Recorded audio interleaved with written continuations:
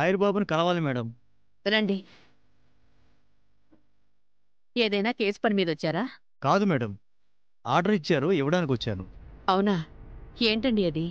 Lawyer బాబు జీవితానికి సంబంధించింది madam. మీకు తెలియకుండా ఉంటుందా? ఒకసారి పిలవండి మేడం. నాకివ్వండి. సరేనమ్మా.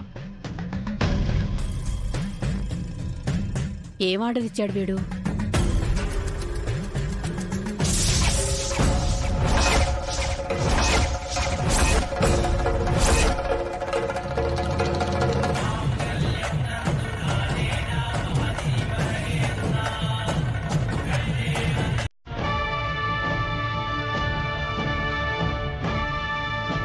ఒరే సత్య,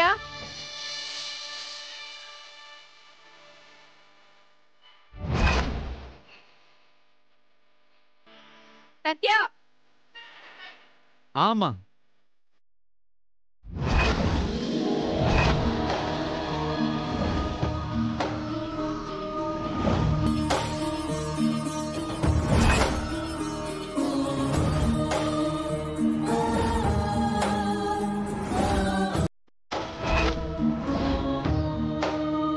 ఎందుకు పిలిచావమ్మా?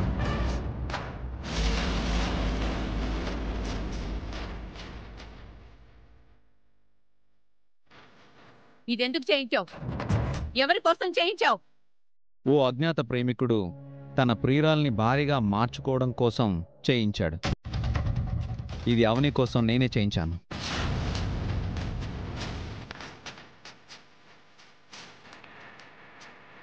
ముందు ముందు నేను అనుకున్నవన్నీ జరుగుతాయి.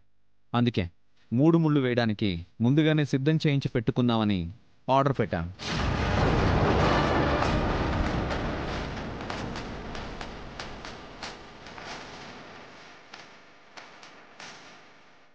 ఈ తాడు మా ఇద్దరిని ముడివేస్తోంది. ఈ సూత్రాలు మా జీవితాల్ని మారుస్తాయి. ఇది ఎప్పుడూ నా జేబులోనే ఉంటుంది. దీని అవసరం ఏ క్షణంలోనైనా రావచ్చు. శ్రీకర్ కాళ్ళదనుకునేది నేను కళ్ళకత్తుకోవడానికి సిద్ధంగా ఉన్నాను. అవని నేను ప్రేమిస్తున్న విషయం చెప్పుకుందామని 2 సార్లు ప్రయత్నం చేశాను, కానీ కుదరలేదు. ఈసారి ఎప్పుడు ఎక్కడ కనిపించినా నేను ఇష్టపడుతున్న విషయం చెప్పేస్తాను. ఎలా చెప్తే అర్థమవుతుందిరా? ఎన్ని రకాలుగా చెప్తే నీ బుర్రకెక్కుతుంది? ఎవరు చెప్తే వింటావు నువ్వు? నా మనసు ఏం చెప్తుందో అదే వింటానమ్మా.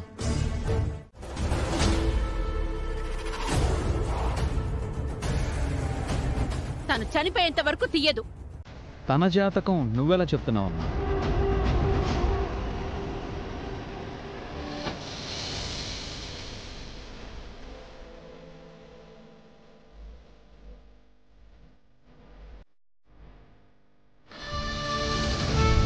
అవును, తాళొచ్చేసింది.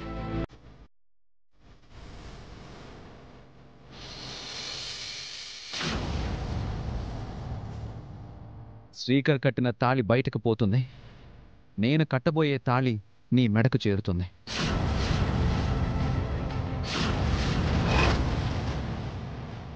అమ్మా, నాకు నా అత్తింటికి, నాకు నా భర్తకు మధ్య ఎన్ని గొడవలొచ్చినా నేను మాత్రం ఈ తాళిని దూరం చేసుకోను. ఇది నా ప్రాణం. నా ప్రాణం ఉన్నంత వరకు ఉంటుంది. మన కళ్యాణ గడియలు దగ్గరకు వస్తున్నాయి అవని. తొందరలోనే నీ మెళ్ళో ఈ తాళి కడతాను. వీడు అవని విషయంలో ప్రేమ పిచ్చేళ్ళలో తయారవుతున్నాడు. చివరికి ఏం జరుగుతుందో ఏమో.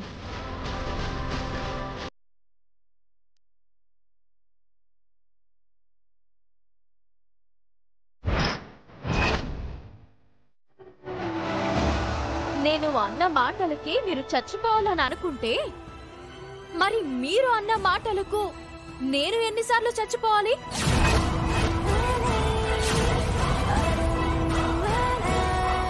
గతంలో అమ్మవారిని దొంగిలించానని తప్పుడు ఆరోపణలు చేసి పంపించేశాను. అప్పుడు చచ్చిపోవాలి. మీ వంటి జాతకం గల బిడ్డను నా కడుపును మోసినప్పుడు కాన్పు విషయంలో మీ మాటని వినలేదు అని బయటికి గెంటేశారు. అప్పుడు చచ్చిపోవాలి. కావ్యను ప్రేమించిన వాడికిచ్చి పెళ్లి చేసిన విషయంలో తప్పంతా నాదే అన్నారు. అప్పుడు చచ్చిపోవాలి. భార్యాభర్తలని దూరం చేయాలని, చిన్న కోడలికి గుర్తింపు ఉండకూడదు అని, నా బిడ్డకు ముక్కు పుడక దక్కకూడదు అని, ఇదిగో ఈ రాక్షసి, ఈ పనికి మాలింది, ఈ నంగ నాచి నా మీద 100 కుట్రలు చేసింది. అప్పుడు నేను 100 సార్లు చచ్చిపోవాలి.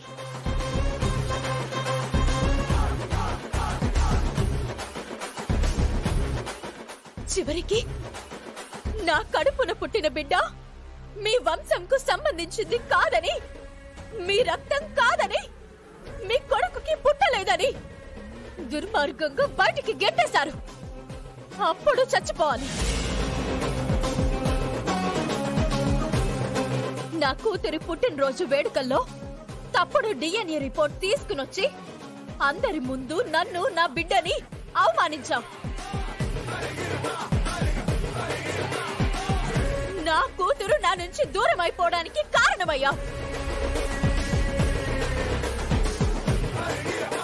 నాకు మనశ్శాంతి లేకుండా చేశావు.